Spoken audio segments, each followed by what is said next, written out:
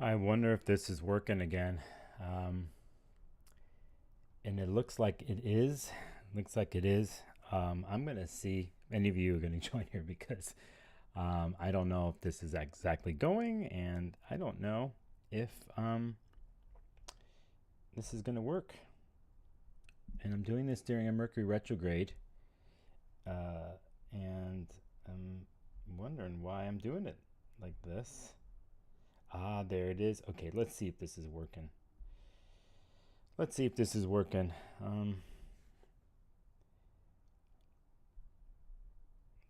Oh, it is. Hi. Hey. I'm doing a test today. I don't know if there's anybody in the chat. You need to say what's up if you're in the chat. You let me know if you see this. This is kind of doing an impromptu live stream, and the reason is I'm testing something on my software, and I guess I say what that testing is. I'm seeing, yes, I'm streaming out to my Facebook page at the same time. So it's dual streaming. Hey, Amelia, I see you guys in the chat. Alex, Isabella, hey, you can all see. That's good. Yeah, I'm doing a test today. This wasn't planned. I'm streaming to 2 different places at once, and I'm just wanting to know if this works. And while I do this, I'm going to talk about just a couple things. I'm not going to do any phone calls today. I think I'm going to do phone calls next week, actually. I'm going to pick a good day next week to do live call-ins again, and then do that. But today, I'm testing something. So I'm assuming you can hear it clearly and see things clearly. And I got a side chat window here if I'm looking away. Okay, so you let me know. I see, yeah, I'm doing YouTube at the same time here, or excuse me, my Facebook page at the same time, because I think when I do these live call-ins, I'm going to try to stream to both. And if I'm crazy enough, put myself in the wild lands of Twitch, which I used to do, but I don't know about that yet. Hey, Jolene, good to see you all. Good to see you. Okay, so while I do this test, let's talk about a couple things. If I can find my cursor, and I don't have my annotator down. I'm working on something where I'll be able to annotate certain ways the screens here to make things really clear. But actually, this right here, the chart that you're seeing on the screen, it's pretty much, I don't know, 20 minutes ago. Let's just make it now. Let me just make it now. There you go. Hey, I always do these things when Taurus is on the ascendant. That's me in 15 degrees. Look at me. And that's how I did my last live stream. It seems like maybe that's the time to do it, between 12 and 2 o'clock p.m. Pacific time. Here we go. There's Venus in Aquarius. We know it just happened the other day, and what's happening today is Venus is vibing and connecting with Jupiter in Aries. And it's so interesting. I'm clicking things on here that are popping up on the screen, but they're not popping up for you. And that drives me crazy a little bit to do this. So anyway, Venus and Jupiter are sextiling today. This is right off the bat with Venus entering Aquarius. Venus in Aquarius leaving the Capricorn realm and breathing and needing space. If you ever had an Aquarius in your life, or someone with Venus in Aquarius, a major Aquarius moon or something, you'll know there's a point in time where when you're relating with them, they're like doing things that most people don't do, as in the relationship rules are different. Indifference, the word, odd. It's sometimes just needing space and breath. I always tell people who have Aquarius placements, or you're dealing and relating with Aquarius placements, that you definitely find times to go out in open spaces and to live in a place that has high ceilings and vaulted ceilings if possible. I know this is wild, but this is my own personal experimentation, my life experience, that I've noticed that, and I won't say what I have, but I have some Aquarius in my chart, so I know the space and so on and so forth is needed.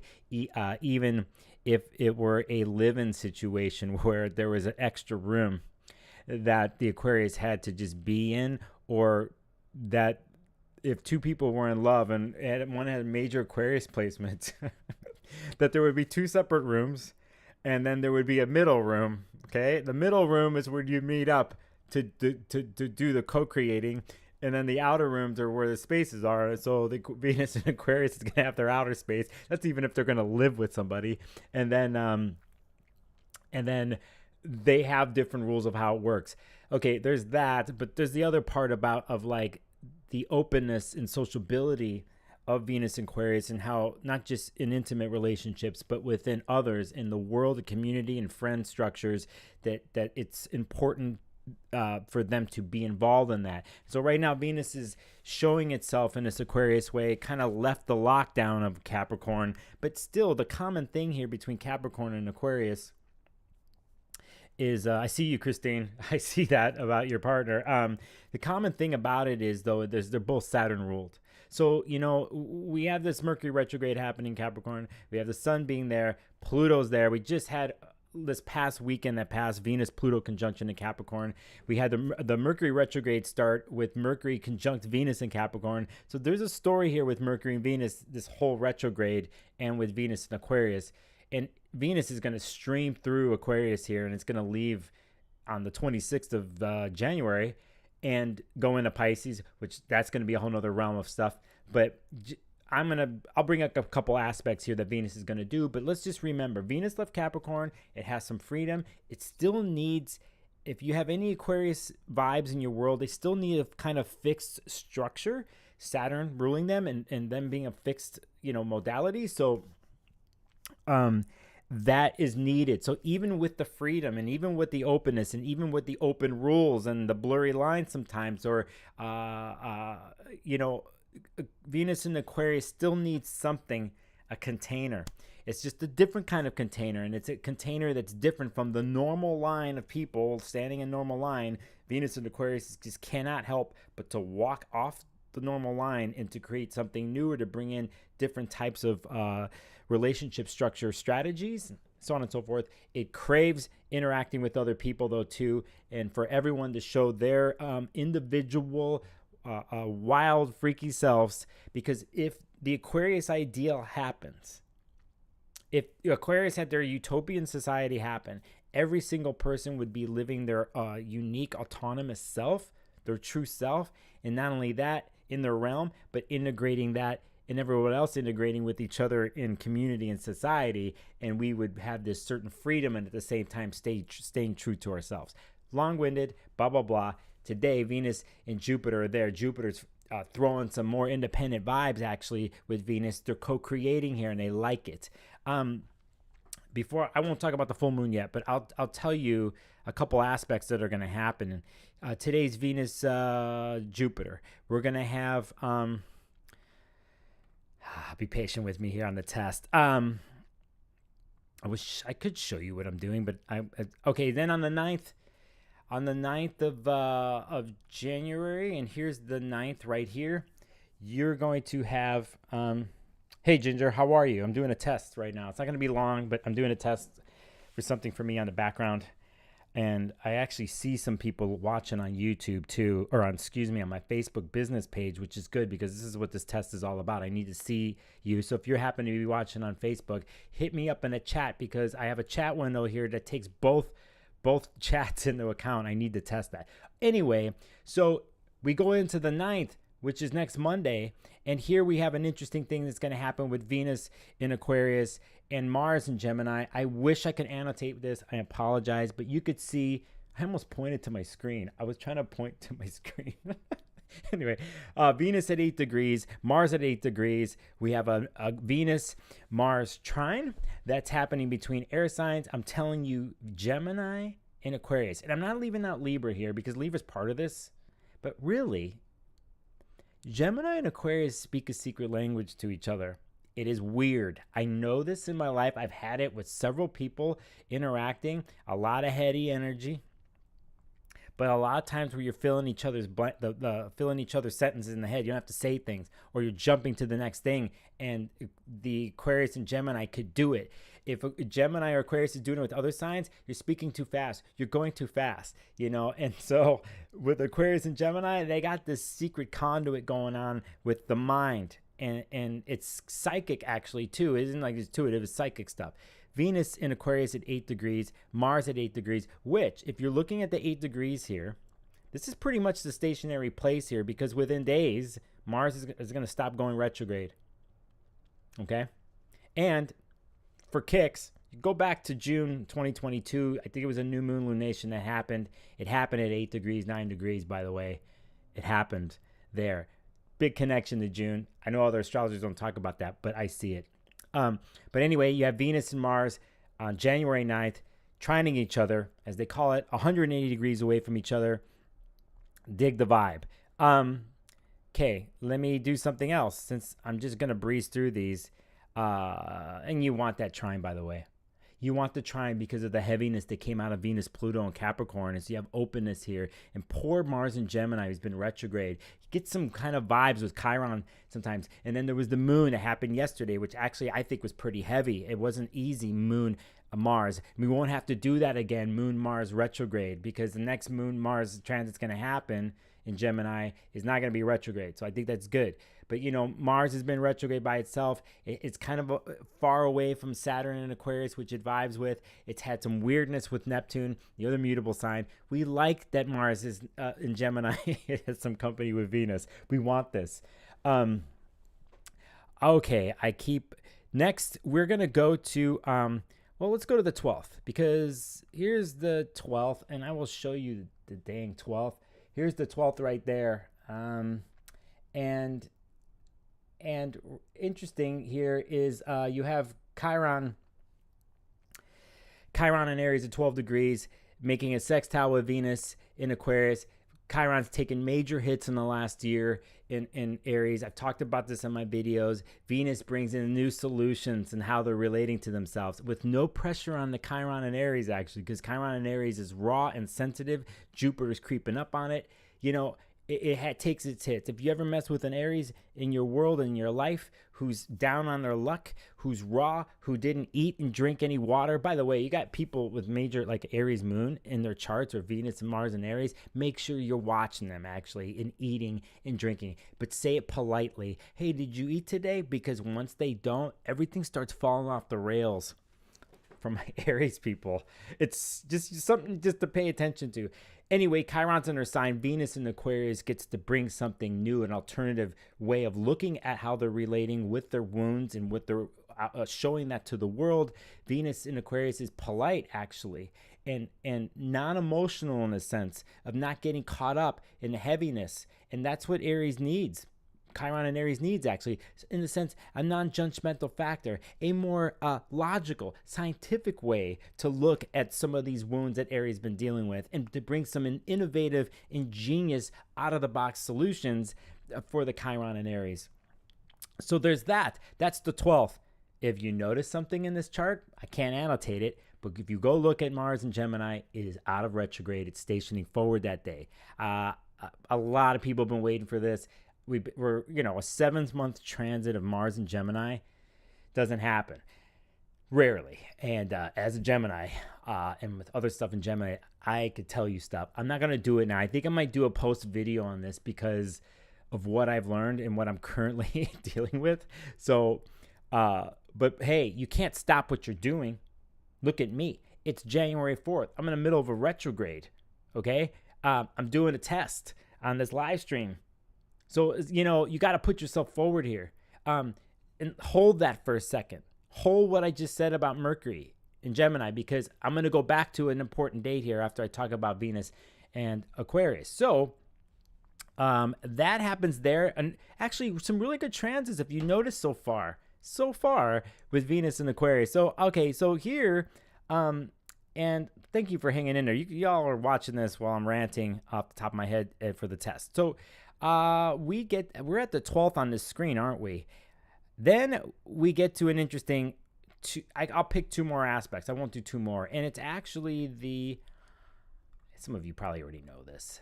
Here is the 14th of January. And this is the one I've been waiting for. And it's because Venus is at 14 degrees and Uranus in Taurus is at 14 degrees. So we have a major square happening here between 2 fixed angles. The theme pretty much of last year of eclipses in Scorpio and Taurus. Anything Taurus was touching, I could go back to June. I can go back to June when Uranus and Taurus was conjunct together with Venus and Taurus. I know this because it's in my solar return chart. And here we are. We went through when Venus was in Scorpio, Venus was across from Uranus and Taurus, another chapter. And now we have Venus and Aquarius squaring this 90-degree angle. So Venus and Aquarius now is going to get some heat, some tension. Now it's a little too much freedom, possibly.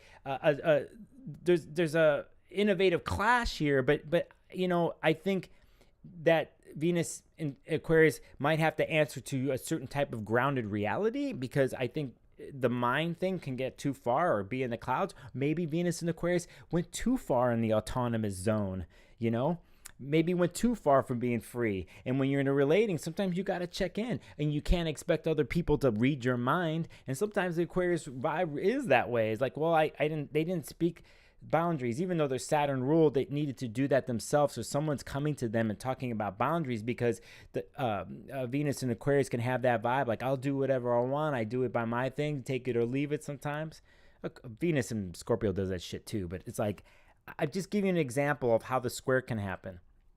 But the good thing is, and when you want to look for the gold, the sparkles of gold here, is look for Uranus and Taurus to bring that groundedness and stability, and to get back into the body to Venus and Aquarius. But still, Venus and Aquarius could get off on this because of the innovativeness of Uranus. So there's a little something there. I find it very interesting and fascinating. If you still look at the chart, Mercury's retrograde at 9 degrees. It's getting close to something that's changing, and Mars is stationed retrograde. So there's that. One more aspect, and let's see if I can do this. Let's just get to the real deal here, because you see me switching. If you look at the top of the chart now while I'm doing this, you can see on the 20th, we got the Aquarian birthdays that start, right? Venus is out of Mercury's out of retrograde. Mars is out of retrograde. Uranus is still in retrograde. Okay, pay attention to that. And then 22 degrees Venus. We go one more, 23. And then here we go pretty much on the 22nd, where Venus and Saturn meet in Aquarius. This is the last time this is going to happen since 2020, because within March 7th, Saturn is going to go into Pisces. We have an interesting solidifying moment here, and an ending. In a beginning, conjunctions are that way, where there is a solidification, I think, in a practicality, even though we're dealing with Saturn here, in a reality that's given to Venus and Aquarius, and it's needed. And it's just like a final graduation test for Venus and Aquarius, and even the Saturn in Aquarius, to go, hey, this is where I stand in my world. Am I living my true authentic self? And if I do, what do I need to restructure to do something like that?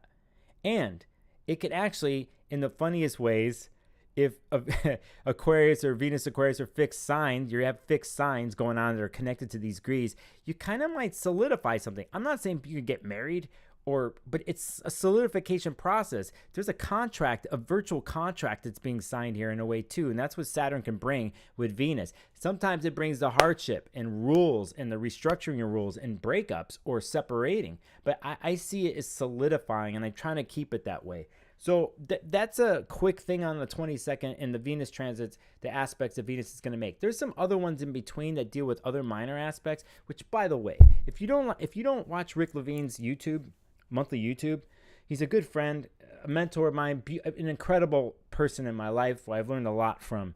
And we're Seattle people, we're close, or I'm not there anymore, but we're close. His monthlies, he's really good with minor aspects. I don't use them all the time, but there's a couple in his video. You go check that out, where he talks about some of the minor aspects Venus is going to make along the way. Okay, so let's get back. Now, I'm going to check in here. So I think I'm doing good on both streams, and Ginger says, yeah, Mars in the 10th house has been, but also good to be reviewing a lot of actions, work stuff. True. Too much on my mind. Yes. And I'm double air ready. Yeah. Well, you're going to get movement here. We're all going to get movement here in the Gemini. realms of our chart. All right, I'm back to this. I'm back to January 4th, and I will do this chart. I will switch up here. I will switch up to this one, and man, it's windy outside. You know, last week this time at my house, it was crazy ass windstorm and a tree fell on my house, and I'm just kind of like, I hear little winds and it makes me a little paranoid. That's what happens when you have Uranus on your ascendant and Mars retrograde in Gemini. You got trees falling on your house. Here's the full moon. Here's the full moon in Cancer. On, I'll just leave the chart there. You can see it because you can see my face. Actually, let's do it like this. So here it is. We got the moon in Cancer and opposite the sun in Capricorn. Really, this is opposite Mercury retrograde in Capricorn. This is what this deal is all about. It's about communication and the emotions. Capricorn is all business. No emotions. Authority figure. Suck it up. Be strong. Climb the mountain. Do the work. Keep going. Nose, grind, work, do, climb the mountain. Cancer moon climbs the mountain in the emotional way. They need each other, these two. Parental figures involved here. Who is holding the emotional space?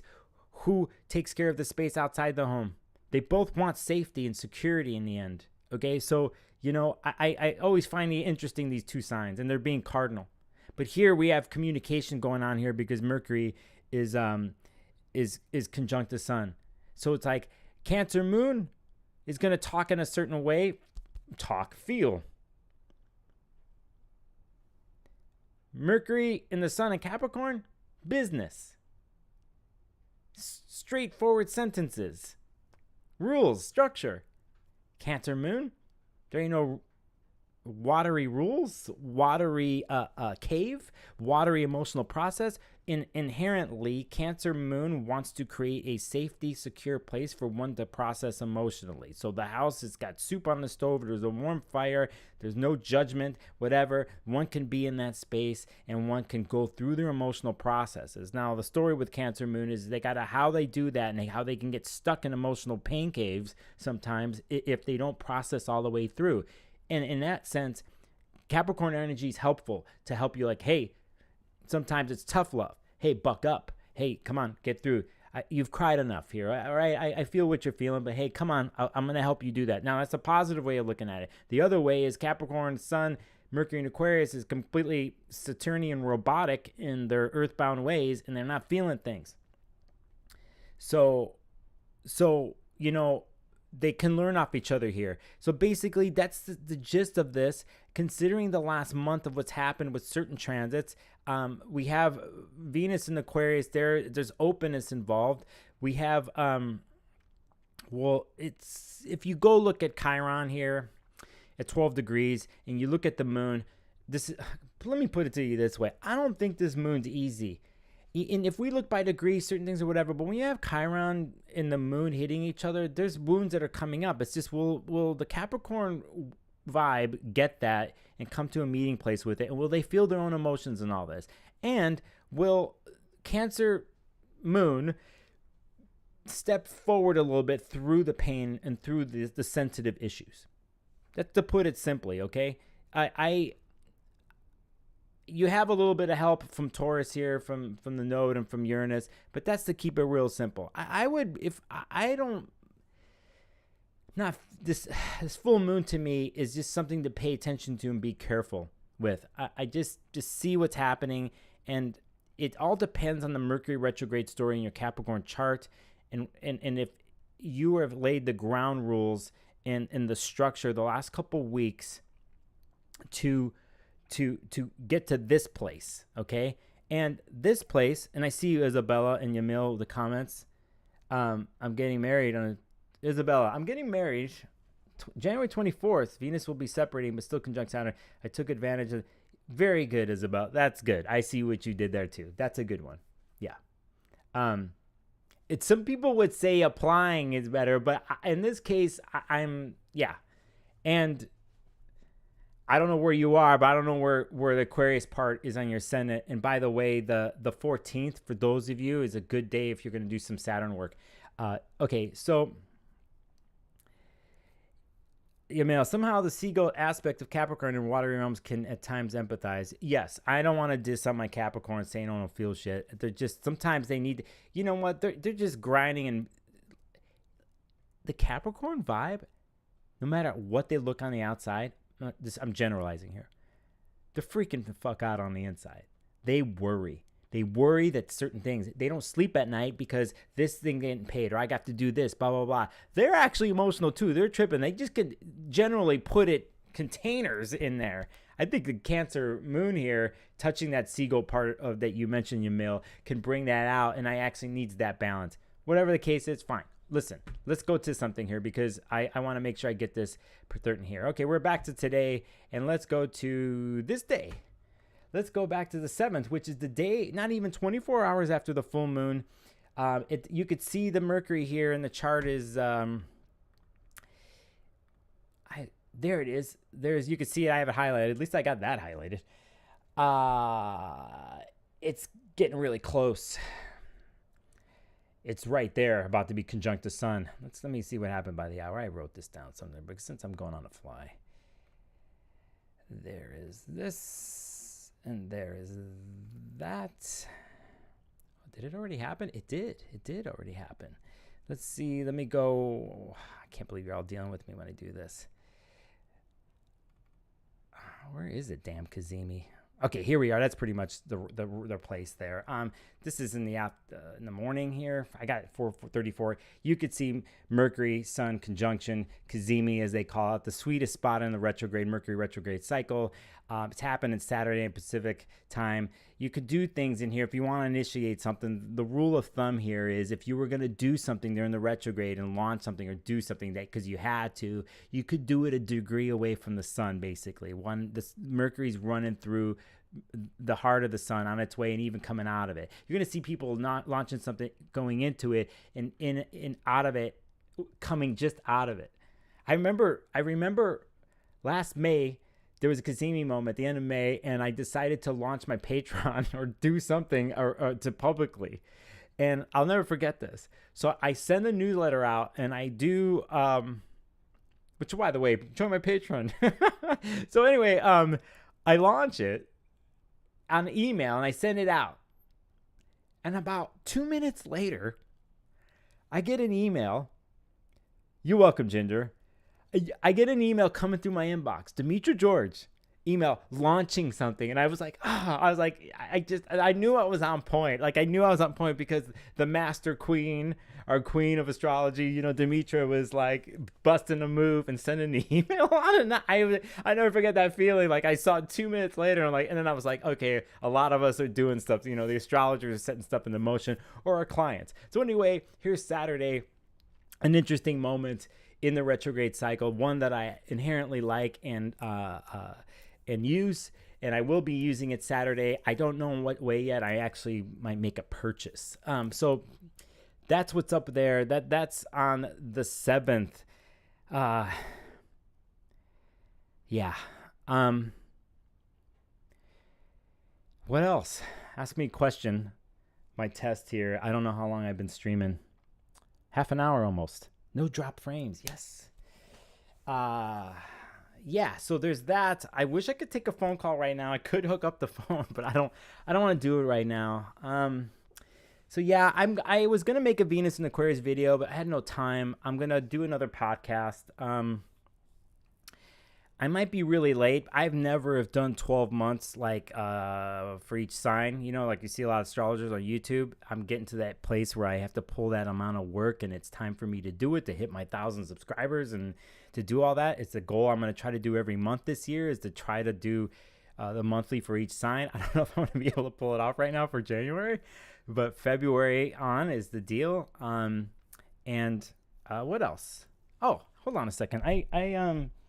If you follow me on Instagram, I did some stories for New Year's about some of the purchases that I made that affected my work and life as me, a practitioner, a human, an astrologer.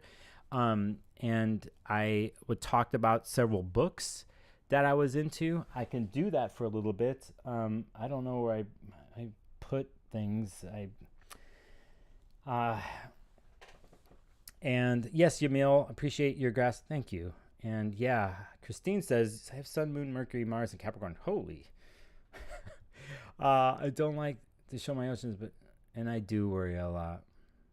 Hey, Christine, it's a good time to reconfigure your minds during this retrograde. As a matter of fact, if you're still watching, hit up the cazimi here on Saturday, the chart app on my screen for yourself and where it is, and do something with it, with the reconfiguring of your mind, something to do with mind, which affects your nervous system, which once you get into your body, going for a walk or pretty much how to relieve the stress and worry that will happen internally. As a matter, I've had a couple clients in the last 2 weeks, 2 of them at least, we had Capricorn risings, and this is what we talked about. And it was interesting to hear the current stories going on in their world. And we got to this place where I didn't even have to say it. They were already coming up with solutions and things to do, where actually what it was is I said, they were coming up with solutions with things to do, and the solutions was not to do.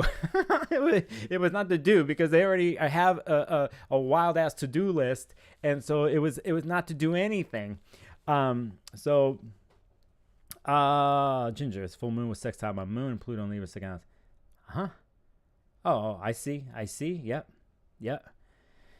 Isabella, Aquarius is my 3rd house. Thank you, Ginger. Thank you. Whenever you're ready. Tomorrow, 2 years from now, never pressure people. You know what? Since I've been doing this, not the YouTube, but my client thing, and I'll tell this to you for people watching later, or those who are studying astrology and they're like, when do I put my shingle up to do charts? It varies. It's just, you kind of get to that place. And but one thing I know is you have. For me, as an astrologer, someone comes up to me and is like, I'm going to get a reading with you or session. I said, okay, cool. You can go to my website and do that, or go to this email. And that's it. And I'm going to be dogmatic here and say that you don't ever want to say, like, then they say that and then you don't hear from a person for 3 days. And then they're like, then you go after them. The astrologer, I've seen astrologers do this. They go, hey, I blah, blah, blah, you're saying something. And that's something I don't do. The reason is because it's not about me or the astrologer. It's about the person and the client and their own self of taking action and bringing that whole organic, intuitive human thing for one to go there. So they say that. I've had people say it to me and I go, cool. And then a year and a half later, I'll get an email, and that's what it was. And that's what's right. And that's the flow, right? That's the flow. And it's already before the session happens. It's already before, if we do meet, that I want the precursor, and I want that for my client. I want that for people, for human beings, to feel like they autonomously made the decision and they came through whoever they talked to. That's even when you go to the damn doctor or go get acupuncture or something. You know, you want that thing. That flow. I'm a big believer of that, a big believer. So, just a little rant there. I just want to put that out there for those watching. Like, that's why you have your social media and other things. Like, you're always open. And okay, here's another thing I'm going to rant about.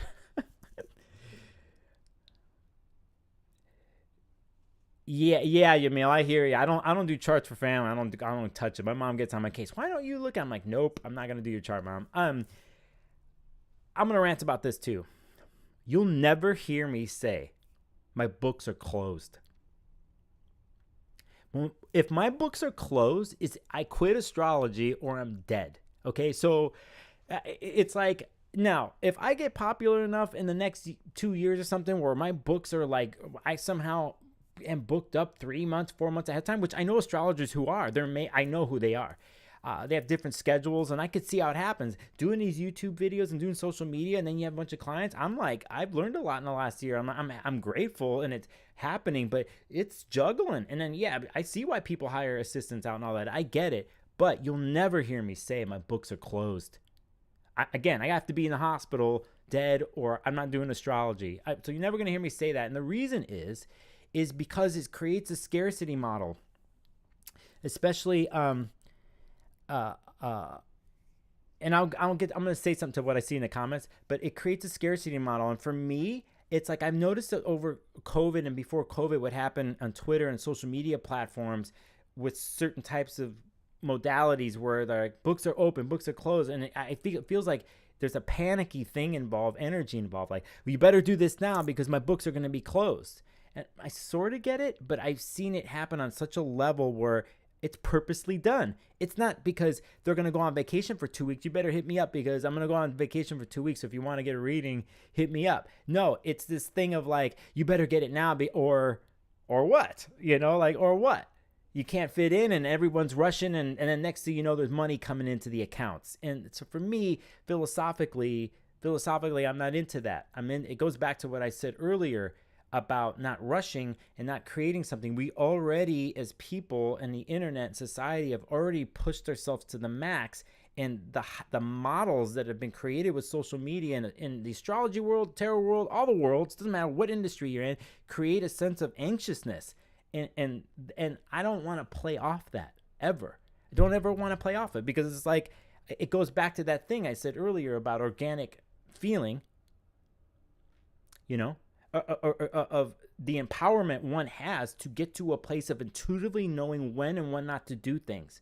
And we're always working on that art for ourselves. But when we have everything cranked up to 11, and then I'm an example of scarcity, I'm not feeling it. I'm not feeling it. And for me, it's like, do I need to get paid? I'm trying to make a living here doing this YouTube channel. My goal is to hit 5,000, 10,000 subscribers by the end of the year. I don't know if I'm going to do it, but I'm not going to do it in a ways where I feel like I'm going to jump the ethical shark or feel like whatever.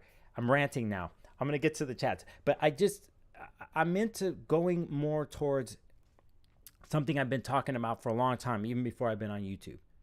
And the Uranus and Taurus thing that's happening, obviously what Taurus rules, resources, the dirt our food comes from, the alternative resource structures, food, it's all on the table right now. We're seeing it in society, whether it's for cryptocurrency or dealing with like what food has become or the alteration of food and going back to organics and how it's integrated within community. I see new things coming and can help, but also my biggest thing is to go back, actually. I think Uranus and the revolution it brings in Taurus is to go back to our organic selves and to live and to be reintegrated with our five senses. That we can only do this so long through the screen. We still have to go out into the world now after COVID or coming out of it and redo the basics of what being a human being is, and letting your senses guide you. So saying that to what I'm saying about scarcity and all that stuff, I'm not into it. I'm into all you all following your senses, me following my senses and finding that organic flow. And usually in that place, it doesn't feel like pressure. All right, let me look at the chat and then I'm gonna have to get off. So let me catch up. Tina, I'm behind because I started watching late. Don't sweat it. It's gonna be here on YouTube. I won't take it down, even though it's a test. I went to the beginning, but it's so fun. I love the energy and that comes through. Thank you, Tina. You're always supportive, man. I see you. You crew of people here, man. You got my back, and thank you because there's days there's days I can't get up and do nothing, and I see it. And I'm like, get up and do it. Yamil, somehow I feel a sense of privacy, mystery is needed in closer relations. Yep, I'm all about the mystery, all about it, and that takes space. And that's what's in between musical notes, and that's in between the breath. Yeah, good ethics. I'm trying. I'm enrolled. I'm gonna let you all know. I'm enrolled in an ethics course or a counseling course here during one of the orgs, just to redo things and to bring more. Always bringing in more tools. If you're quite a thank you, Yamil. That's very kind. Thank you. Mind heart space. Wow, there's so much going on. A lot of people sell out scarcity on purpose and they run the other way. So mind heart space says so you can attract the people in alignment with you. That's part of it too. I'm all about the alignment and the flow. There's people who come to me and I know they're not for me. I just know. It's happened a couple times last year. I actually referred clients to somebody else. I think one of them might have felt weird about it. Like, why? Like, I turned them down. I'm like, no, I could tell that I'm not the person for you, but I do know the person for you. And I know a lot of people in this industry because I've been involved in the astrology conference world and all that other stuff behind the scenes. So I'm not afraid to refer people out in all modalities, by the way, because I don't know everything. Mind Heart Space. I have a Sun, Venus, and Aquarius in my 7th, Leo rising too, and Chiron return Aries. And with Uranus Taurus is like, what the spirit and release right on my heart space. I feel that too. As someone with a Chiron and Aries, which means I'm dating myself to you all. Okay, so I think my test to YouTube and Facebook went well. I don't think I've had anybody watching on Facebook, 2 people. I didn't share it to my personal profile because if I do that next time, I am going to get people. And yeah, I am okay, I think. And thank you for dealing with my whatevers in my test today. I almost wanted to go, do I tell you one more thing that I see? I tell you one more thing, and maybe we do it. And let's get to something. There it is. I found it. Okay, here on the screen, and then I'll get off the screen. We're back to January 22nd, aren't we? Venus and Saturn conjunct Aquarius. All right, but what we didn't see last time is this. If I can't annotate it on the screen, but there's Uranus, and it's red in this program. By the way, the astrology program I'm using is Astro Gold. I also use Luna software, which is a cloud-based thing, which I'm going to be doing some stuff with online here too, because he's local, the developer. He's awesome. I love that software too. But anyway, here's Uranus and Taurus at 14 degrees, and you could see 56 minutes. I'm going to go a day. Well, no, that's a little too much. That's a little too much. Let me go back to this. There. Okay, there's the 22nd. There's the next day. The next day, the 23rd, you could see here. You can see that it's not red anymore. Uranus in Taurus is going to be stationing, moving forward out of retrograde. And at this point, we have what I would consider that period of time, that 24 hours or a little bit more than that, the actual Happy New Year. And the reason is Mars will be out of retrograde. Mercury will be out of retrograde. Uranus will be out of retrograde. You could see here the moon, and let's just go. Let me just do it. And then I'm going to, okay, it looks like here is what they did the chart. Here's the new moon. Here's the new moon on the 21st, okay? You see Venus is going to Saturn. There's the new moon at 1 degree. Oh my God, that's a critical new moon for my chart. Anyway, I know everybody else's chart. I forget about mine. So there's that. And then you could see Uranus is at 14 degrees. And it's within not so long that Uranus is going to move forward. And there, with a new moon, and then the next 24 hours, you have Uranus stationing forward. We get a huge feeling of finally moving forward. That's what I would consider Happy New Year, is this time, and the energy that's going forth. Right on my heart space, I see you in the chat.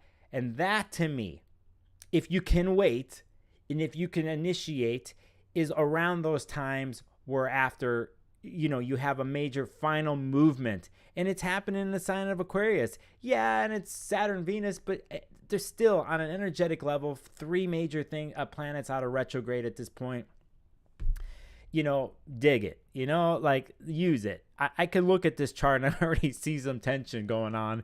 In particular, I see it. But, for now, let's just be cool, okay? Let's just say that. And I just figured out a new trick of enlarging the chart there because, all right, anyway.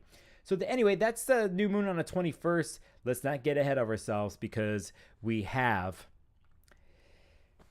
got a full moon in Cancer within a couple days. I love you. thanks for joining in. Thanks for my hardcores for coming in here to let me do my test where I randomly talked about some of the aspects. And I got graphics coming out of the way I'm going to work.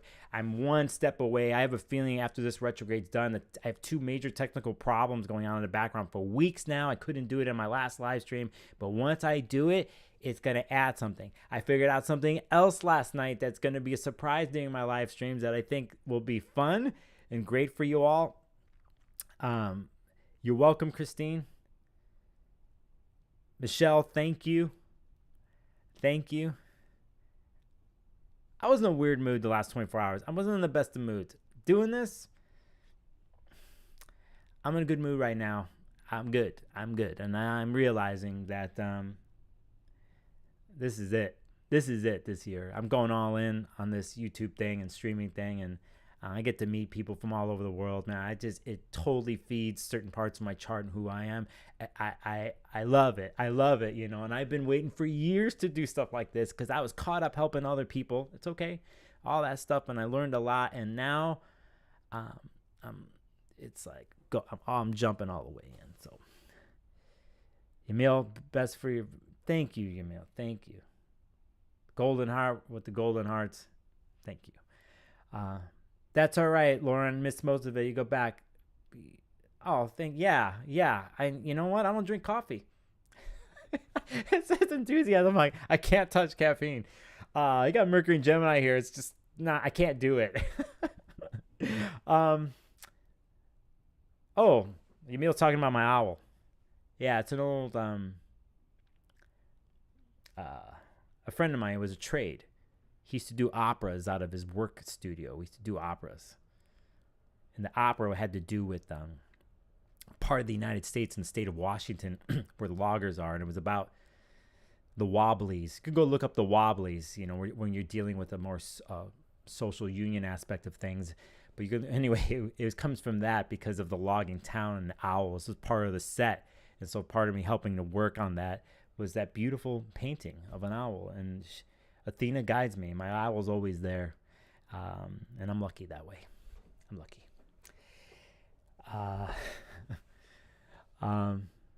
Hey, Rogue. What's up, New Jersey? Same. Just recorded mine. Excited. Right on, Rogue. Right on. Cool. Dig it. All right. 20 people hanging with me this whole time on the test? Yes. Okay, so check it. I'm going to get off. Subscribe to my newsletter if you can. I don't know what came up in the bio of this YouTube, if it auto put my links, because I've been messing with something in the background. Hit up my newsletter. Follow me on Instagram. If you haven't subscribed to my channel, do it and ring the bell, because that's when you know I'm going to go live. I also will put something in the community tab. I'm not telling you guys do this, do that. It's more to know when I'm going to go live. And I think it's going to be next week where I do the live call-in show. And it's probably going to be Tuesday to Wednesday is the sweet spot. And it's usually between 12 and 2, because on the analytics, that's when most of the people are, I get the sweet spot of different time zones of people watching. So that's kind of why I'm doing it around that time. So do that, and then you'll know what's up, okay? So have a good full moon, everybody. Do your rituals, work your altars, okay? And Happy New Year. Happy New Year to all of you. And I will see you on the next video.